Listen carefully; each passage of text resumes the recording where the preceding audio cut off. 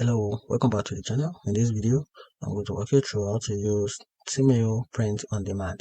So using Teemill for print on demand is a great way to create and sell sustainable products. And in this video, I'm going to give you a step-to-step guide to help you get started. So watch the very end.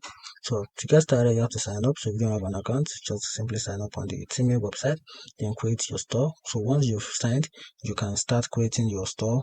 So Teemill provides a free website builder that you can use to customize your store appearance.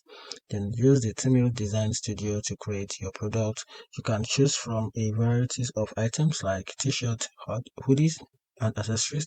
Upload your design or use Teemill library of professional design and slogan. And after that, you have to set up your store. So to do that, customize your stores by adding product description, price, and image. So after that, Teemill also offer marketing tools and assets to help you promote your product. Once you are happy with your stores and product, publish your store and start selling. Teemill handle the print, packing, and the shipping of your orders. And that's it.